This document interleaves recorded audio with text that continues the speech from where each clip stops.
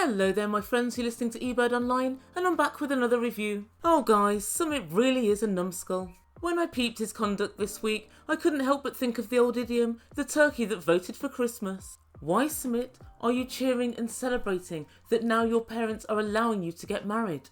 Oh good lord guys, I really just don't know where to start. Okay, it's 90 Day Fiance the other way, season 3, episode 11. Jenny and Sumit. We've got a lot to get through, so very quickly, please don't forget to subscribe to my channel if you've yet to do so, smash the like button and also hit the notification bell. I've got quite a lot of content coming out this week and you guys don't want to miss any of it. Right, so without further ado, I give you Jenny and Sumit. Okay, so what's happening today? Apparently, the astrologer is coming over. Yeah, you know, the one that makes shit up. Yeah, him. And Jenny is literally troweling on her makeup in order that she looks great for the big visit. And so Sumit goes in to chat to Jenny while she's putting her makeup on, and he said make sure you serve him some chai and a few snacks, and let's cross our fingers that everything goes well. And so Jenny hotfoots it into the kitchen, and thank the Lord, Sumit's mum's there to watch over her as she makes a cup of tea. And she was nodding her head and saying excellent, well done. Oh Jenny, you really have come a long way. But it would seem Jen is a little nervous. And she tells producers, the last time we went to see this astrologer, he told us to wait. I'm really worried because Sumit's family follow the astrologer's advice to the T. Whatever he says, that's what's going to happen. I think it's mad. It's scary to put your life in someone else's hands. What? Jenny, whose life do you think your hands is in now? I'll give you a clue. A greasy, lying little scamp who stands about 4 foot tall. Yes, that's right. Sumit. Your life is in Sumit's hands. It may as well be the bloody astrologer because it certainly isn't in your own hands. And when you think about it, at least the astrologer makes shit up for cash. Sumit makes shit up for free. He really is wootless. And so the astrologer, hereafter known as Astro Guy, arrives at the house and he sits down and makes small talk. He asks Sumit's dad how he is. And his dad replied that he has a problem with his sciatic nerve. Really? Are you sure it's not just your wife who doubles as a pain in the arse? And Astro Guy laughs and says you're getting old. And I can see that Sumit's dad is thinking, not as old as Jenny. And then right on cue, Jenny ambles out with snacks and chai. And Astro Guy asked her as well, how are you? And she said, oh, I'm fine, but I've been a bit sick. Oh, Jenny, we uncovered that shit lie last week. Must you continue? Remember, Astro Guy knows everything, so he'll know you're bullshitting. And so they begin.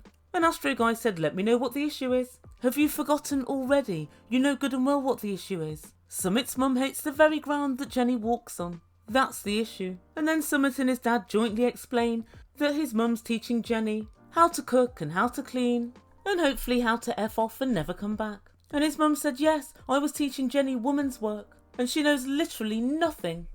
But then Astro Guy did something which, well, quite frankly I was shocked. He told her in no uncertain terms, look after your own husband, don't interfere in someone else's house. You really don't need to teach Jenny anything.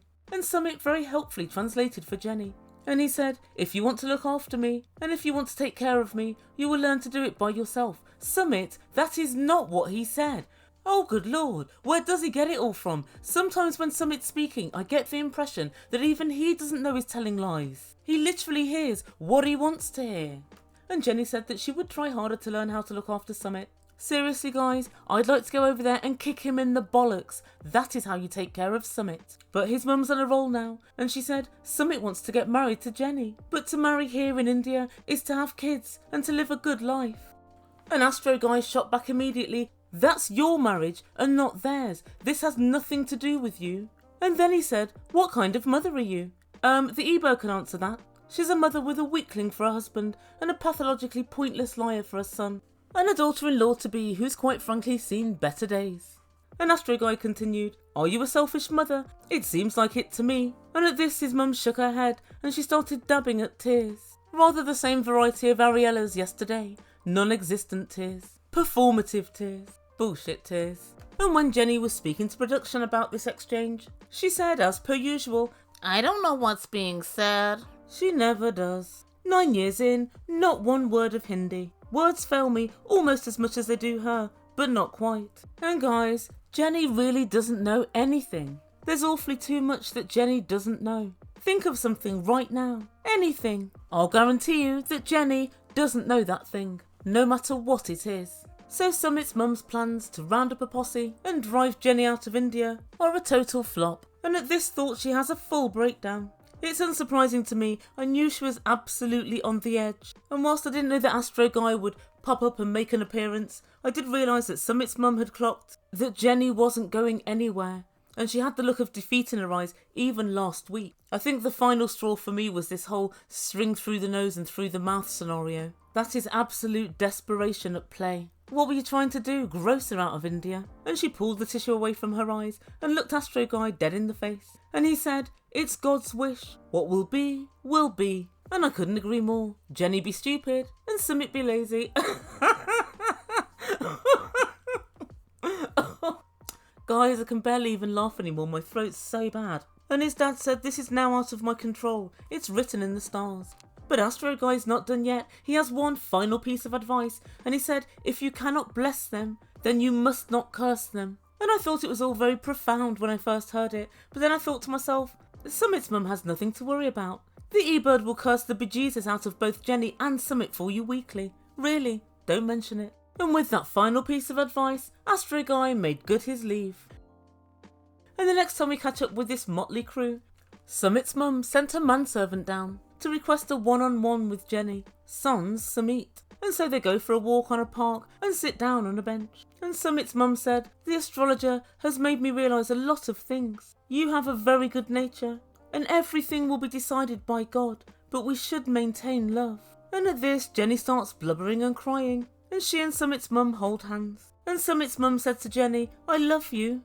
Oh God, come on now, it's all getting a bit much. And then Jenny said, "Thank you for finally accepting us and understanding that we love each other. We just do. So, do you mind if I marry your son?" And his mum's face tightened once more, and she said, well, we'll see what happens." Right, so you'll see what happens. So, you don't love Jenny then? This was just to play, as I thought. We're gearing up for roundabout God, who knows what. 7.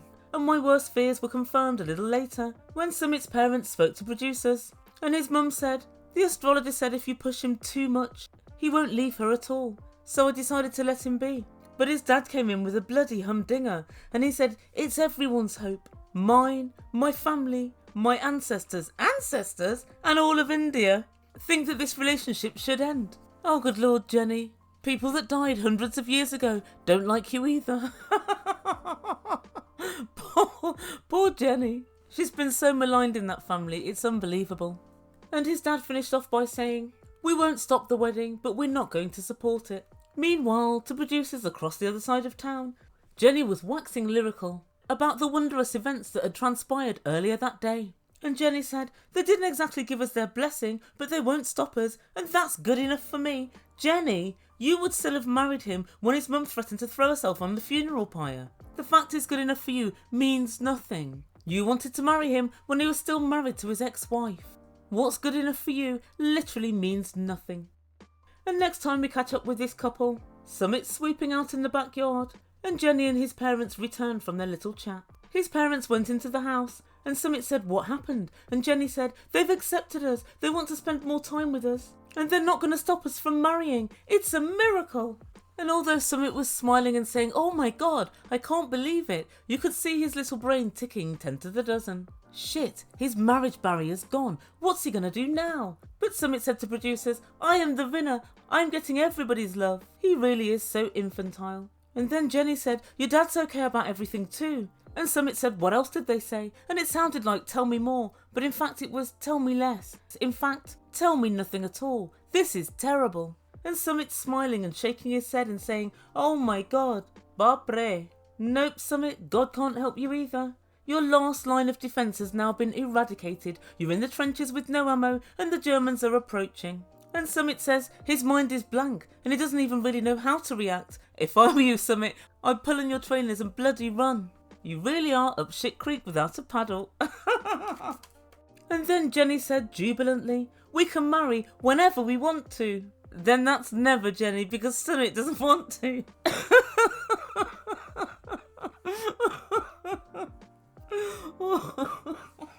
And then Sumit goes in to find his parents and he hugs them. And his mum cries again. These are not tears of joy. And Summit's mum said, Nothing will come from arguing and fighting, so I changed myself. I left it to fate. I've set Sumit loose. Maybe he'll back out of the wedding, and then I'll be very happy. And guys, I don't know why I'm so surprised that they realise that Sumit doesn't want to marry Jenny. I mean, I know all of us guys have been saying it for years, but of course they know their son. They know there's little chance of it happening. And the final time we see the couple this week, Sumit tells us, my parents have left and they won't interfere anymore.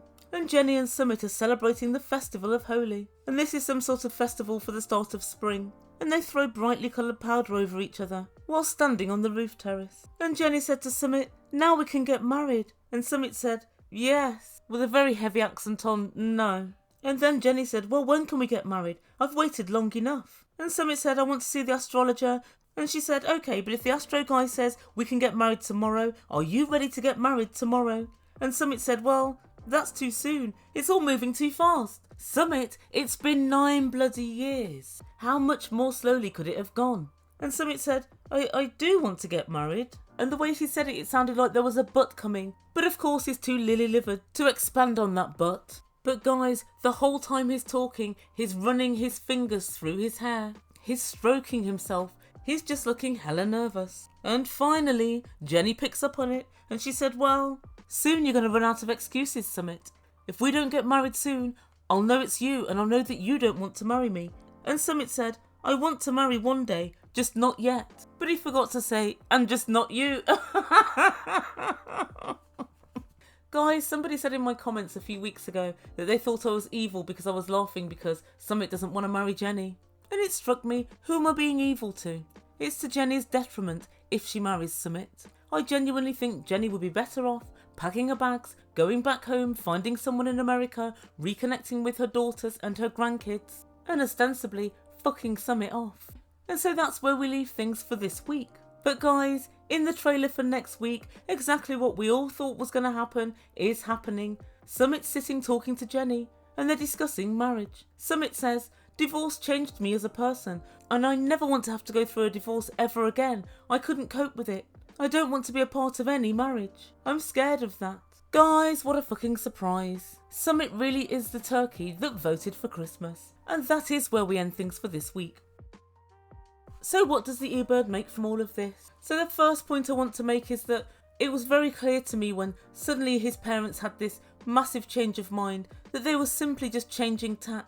You don't go from absolutely hating somebody and thinking they're useless and awful to saying I love you and hugging them and giving them your blessing. Literally nothing happens that quickly. And I don't know what, if any, plan they've got to split this couple up going forward, but I think they know their son well enough and they've got enough faith in Sumit to know he isn't going to marry her. And the second point that I'd like to make is just how loathsome Sumit is. So this whole time, knowing that he didn't want to marry Jenny, he put her through hell at the hands of his tyrant of a mother. And they've been running all over India, trying to talk to different people and find different ways of Jenny staying in the country.